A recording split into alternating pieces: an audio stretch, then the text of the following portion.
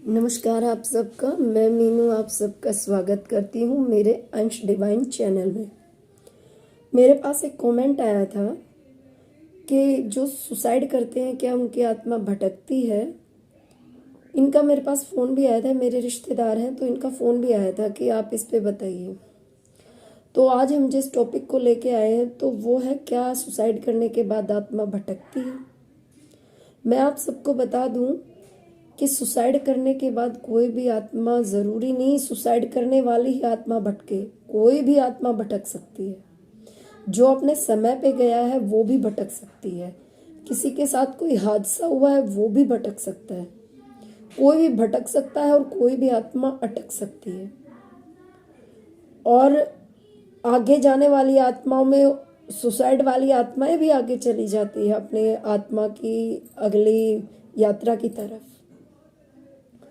तो आज जो मैं आपको बताऊंगी वो मैंने डॉक्टर ब्रैनविज की सीरीज सुन के और जीवात्मा जगत के नियम की बुक में जो दिया गया है सुसाइड के बारे में, और इसके साथ साथ एक लड़की का भी एक्सपीरियंस था जो उस लड़की ने शेयर किया था। मैंने भी ऑडियो वो सुना था, उसके बारे में भी मैं आपको बताऊंगी। हो सकता है वीडियो थोड़ा सा बड़ा हो, पर मैं कोशिश करूंगी कम शब्दों में आपको समझा सकूं। अगर ज़्यादा बड़ा होता हुआ मुझे लगा तो हम कल इस टॉपिक को दोबारा लेके आएंगे। तो देखिए, जो मैं आप लोगों को शायद विश्वास नहीं होगा, मुझे भी नहीं हुआ था, पर आप थोड़ा सा सोच के देखेंगे और थोड़ा सा दिमाग पे जोर लगाएंगे तो आपको ज़रूर जवाब मिलेगा आपके अंदर से।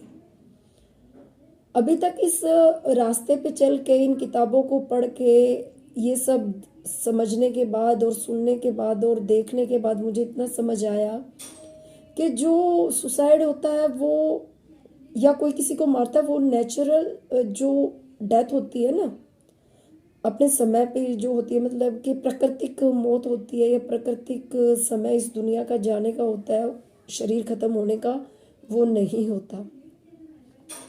जो सुसाइड या किसी को भी मारने का जो किसी के मन में भी इच्छा आती है, देखिए सबसे पहले आपको समझा दूँ, समझाने के लिए आपको बोल रही हूँ कि जो सुसाइड है और जो किसी को भी मारने की इच्छा है, दोनों बहुत बहुत बड़े पाप है और इनकी सज़ा भी मिलती है। सज़ा आपको ज़रूरी नहीं ऊपर उस आत्मलोक में मिले, सज़ा आपको नीचे इस धरती पे दोबारा आप अपना जीवन जीने आएंगे ना, तब आपको सज़ा के रूप में मिलेगी। वो भी मैं अब आपको समझाऊंगी, बताऊंगी, आप सुनना। देखिए, जब भी किसी के मन में सुसाइड करने की इच्छा जागती है तो वो काम मन का ही है। वो कोई भी आदमी जब भी सुसाइड की तरफ जाएगा तो वो किसी भी हालात की वजह से उस तरफ जाएगा। कोई गरीबी की वजह से हो सकता है, कोई परिवार में कलेश होता है तब कोई ये काम कर लेता है, कोई बीमारी की वजह से कर लेता है, सबके अलग अलग वजह है। पर ये काम मन का है। मन क्या करेगा, सोचेगा कि ये हालात खराब है, परिस्थिति खराब है, इससे भाग के बचने का एक ही रास्ता है, वो सुसाइड कर लो। अब बुद्धि क्या करेगी, बुद्धि उस चीज को करने में लग जाएगी। मन ने ऑर्डर दिया, बुद्धि ने करना शुरू कर दिया कि कैसे करूं, फिर बुद्धि उस काम को पूरा करने में लगेगी। तो अब आप ही सोच के देखिए, जब ये काम मन और बुद्धि का है तो इसमें भगवान कहाँ से आ गए, भगवान का कहाँ रोल रह गया इसमें। ये तो आपके अंदर बैठी हुई मन और बुद्धि करवा रहे हैं। अच्छा, मैंने इतना भी पढ़ा है और ये कई मैं आपको पास्ट लाइफ के केस मैंने सुने हैं, उनके हिसाब से मैं आपको बता रही हूँ। जब उन्होंने सुसाइड किया और वो इस धरती को छोड़ के चले गए और जब वो ऊपर पहुंचे आत्मलोक में, तो वहां पे जो हमारे गुरु होते हैं, गुरु हमारे में फरिश्ते कौन होते हैं उसमें आपको सब बता चुकी हूँ। हमारी आत्मा के गुरु होते, ये ऐसे समझिए कि एक टीचर है और उसके पास स्टूडेंट है 15-20। उसी तरह हमारी आत्मा के गुरु हैं और उनके पास टीचर है 15-20। और जब उस टीचर का रिजल्ट खराब आएगा और प्रिंसिपल है, तो वो क्या उन बच्चों को कहेगा कि तुम पढ़े नहीं, या उस टीचर को कहेगा कि तुम्हारा रिजल्ट खराब क्यों आया? मुझे लगता है वो टीचर से कहेगा। आप भी सोचिए जरूर इस बात को, आपको भी आंसर मिलेगा। तो जिस भी फरिश्ते, जिस भी एंजल, जिस भी आत्मिक गुरु के जो हम स्टूडेंट हैं, जो हम आत्माएं हैं, वो हमें ऊपर से तैयार करके जीवन की जितनी भी संघर्ष हमें करने हैं, देखने हैं, पूरी तरह हमारी आत्मा को पढ़ा के, समझा के, तब हमें एक शरीर में भेजते हैं। अब हम अपना समय आने का इंतजार ना करके किसी भी हालात की वजह से वापस उनके पास चले गए, तो वो जो हमारे गुरु हैं, जो हमारे आत्मिक गुरु हैं, वो क्या करेंगे? क्या वो हमसे नाराज होंगे, हमसे बात नहीं करेंगे? देखिए, ऐसा नहीं है। हाँ, वो थोड़ा सा उनको दुख जरूर होगा कि हमारा बच्चा, क्योंकि वो हमें अपना बच्चा ही, हम उनके बच्चे ही हैं, उन्हें दुख होगा कि मेरा बच्चा मैंने भेजा पढ़ने के लिए, क्योंकि इस धरती पे हम पढ़ने ही आए हैं। वो उन्हें दुख जरूर होगा कि मेरा बच्चा पढ़ने के लिए गया था, मैंने इसको पढ़ने के लिए, इतनी अच्छी तरह पढ़ने के लिए भेजा, और ये पहले इस दुनिया से आ गया, समय से पहले खुद ही अपने शरीर को इसने खत्म कर लिया। शरीर एक मंदिर है, और इस मंदिर में जो भगवान है वो आपकी आत्मा है, हम सबकी आत्मा है। तो हम मंदिर को अगर खत्म कर देंगे तो उस भगवान का क्या होगा जो उस शरीर में बैठा है? आज आपने इस शरीर को तो खत्म कर दिया, फिर वो जो आत्मा, भगवान स्वरूप ही वो आत्मा है, क्योंकि हम भगवान के बच्चे, और भगवान ने हमें बनाया है, तो हमारे अंदर भगवान का अंश है। तो वो जो हमारे अंदर बैठा भगवान है, उसका क्या होगा? वो समय से पहले इस दुनिया से चला जाएगा। अब आपने तो ये जीवन खत्म कर लिया, शरीर खत्म, जीवन खत्म, पर अब भोगना तो उस आत्मा को पड़ेगा। होगा क्या? ऊपर जाने के बाद वो समझाएंगे, वो पूछेंगे ऐसा क्यों किया? हम बताएंगे कि हमने ऐसा इसलिए किया क्योंकि हम गरीब थे, या हमारे घर में लड़ाइयाँ थी, या हमें मेंटल स्ट्रेस था, जो भी कारण होगा हम बताएंगे। तो अब वो कहेंगे तुम्हें यही चीज तो सीखने के लिए नीचे भेजा गया था कि इस परिस्थिति से निकलना सीखो। कैसे निकल सकते हो तुम? अब हमें फिर से पढ़ाया जाएगा, हम फिर से पढ़ेंगे, हमें अगले जन्म के लिए कुछ समय रुक के फिर से तैयार किया जाएगा, हम फिर जन्म लेंगे, हमारे अंदर हमारे सामने वही परिस्थिति फिर से बनाई जाएगी। आत्मा फिर क्या सोचेगी? वो आत्मा अंदर से इतनी डरी हुई है, इतनी कमजोर है कि वो परिस्थिति सामने आते ही फिर से डरेगी कि अब कैसे सामना होगा। वो फिर से इंसान क्या करेगा? वो, क्योंकि आत्मा, मैं पहले भी बता चुकी हूँ, हम अच्छा करें या बुरा करें, जो भी हम करते हैं, यहाँ तक कि जो हमारा व्यवहार है ना, आप लोग एक चीज समझिएगा, आज हमारा व्यवहार अच्छा है या हमारा बुरा है, वो हमारी आत्मा में फीड है, हमारे कारण शरीर में फीड है। आज कोई इंसान हद से ज्यादा गुस्सा करता है, तो ये मत सोचिए कि गुस्सा उसका इसी जन्म से, पता नहीं वो कितने जन्मों से उसको कैरी करते हुए आ रहा है। फिर आत्मा, फिर इंसान भागेगा परिस्थिति से, फिर क्या होगा?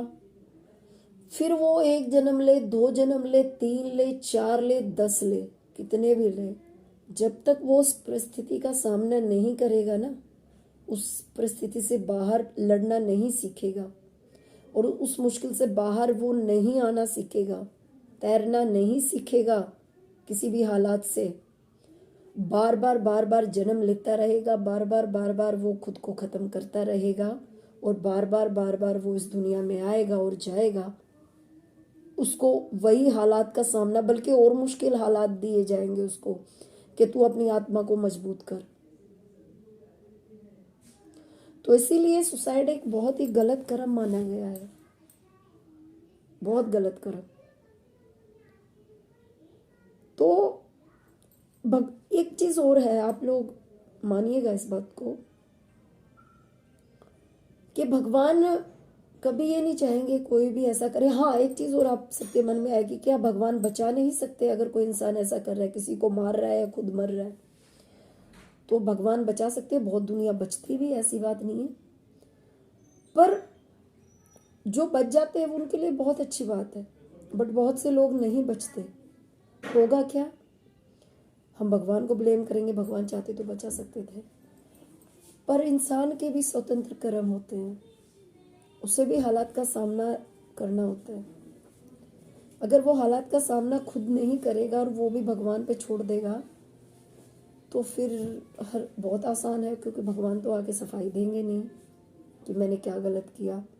बहुत आसान है, जो हमारे सामने नहीं है सारा आरोप उस पर डाल दो और फ्री हो जाओ। देखिए, ज़रूरी नहीं कि कोई, अच्छा अब हम उस टॉपिक पे आते हैं। तो मैंने आपको कुछ कारण और कुछ उसके बाद होता क्या है वो सब बता दिया।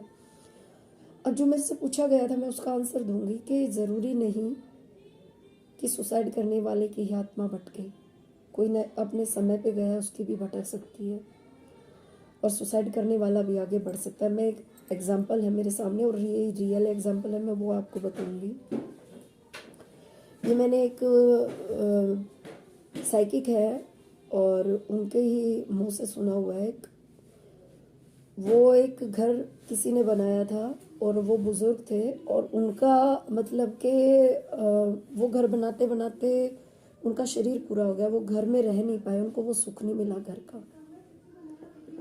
तो उनकी जो आत्मा थी वो वहीं अटक गई उसी घर में, क्योंकि उनको घर से मोह था, बंधन था। उसको ये था कि मैं अपने घर में रहूं। तो उसके जो बच्चे थे उस घर में रहते थे, उनको बार बार वहां से आवाजें आती थी, कभी कुछ सामान गिरने की, कभी कुछ कभी कुछ। तो जब उनके बच्चों को डर लगने लगा उस घर में रहते हुए, तो वो पहुंचे, एक ये PLR थेरेपिस्ट भी हैं और ये पैरानॉर्मल एक्सपर्ट भी होते हैं उनके पास। तो उस घर में जब उन्होंने आके देखा, तो उन्होंने ये वो समझ पाए या वो देख पाए या वो जान पाए कि इस घर में कोई आत्मा है जो बार बार अपने होने का आभास करवाते। असल में तो जो अटक जाते हैं वो अपनी फैमिली को ही ये होने का आभास करवाते कि हम यहाँ हैं, पर क्योंकि वो दिखते नहीं तो उनको फिर दुख होता है कि हम तो यहाँ हैं, इनको दिख क्यों नहीं रहे। तो वो खुद को प्रकट करने की कोशिश करते हैं कि हम यहाँ हैं। तो फिर उससे पूछा गया, भाई तुम आगे जाओ, यहाँ क्यों हो? तो उन्होंने कहा, मैंने घर बनाया, सारी जिंदगी की जमा पूंजी लगवाई, और मुझे घर में रहने का सुख भी नहीं मिला, मैं क्यों जाऊं? तो उन्होंने उस आत्मा को समझा बुझा के कुछ और पूजा पाठ वगैरह करके आगे उन्होंने उसको समझ आ गया, वो मूव ऑन कर गई, वो चली गई। पर मैं इस एग्जाम्पल से आपको यही बताना चाहती थी कि भाई ज़रूरी नहीं, हो सकता है सुसाइड करने वाली आत्मा आगे बढ़ जाए, और हो सकता है अपने समय पे जाने वाली अटक जाए। तो कोई भी अटक सकता है। पर ये वीडियो मैं आपको बना रही हूँ, या मैं आपको सुना रही हूँ, या मैं आपको जो भी बताना चाह रही हूँ, वो यही मकसद है कि वो दुनिया, इस दुनिया से जिसका भी समय आता है, यहाँ कोई भी ना अटके, क्योंकि वो दुनिया इस दुनिया से बहुत सुंदर है, बहुत अच्छी है। और क्योंकि मैंने ये खुद देखा है, इसीलिए मैं आपको ये बता पा रही हूँ। पर उसके लिए ऊपर के लोगों में जाना ज़रूरी है। जो नीचे के लोगों का तो मुझे नहीं पता वो कैसे हैं, बस मैंने उनके बारे में पढ़ा है, उनको नरक के समान बताया गया है। जो मैंने देखा है वो ऊपर का लोक था, और वो बहुत सुंदर था। इस धरती से तो ऐसी सुंदर जगह मैंने इस धरती पे नहीं देखी। तो इसीलिए बस यही है आज मेरा आंसर, जो मेरे पास क्वेश्चन आया था। बाकी मैं इसको कल कंटिन्यू करूँगी कि भाई अटकने को कोई भी अटक सकता है, और जो जाना है जिसने, जिसका भी, जो भी सुसाइड वगैरह करता है वो भी आगे बढ़ जाते हैं, कुछ नहीं पता चलता। बस यही है, आप सब मेडिटेशन करें, और बस। Thank you. ओम नमः शिवाय।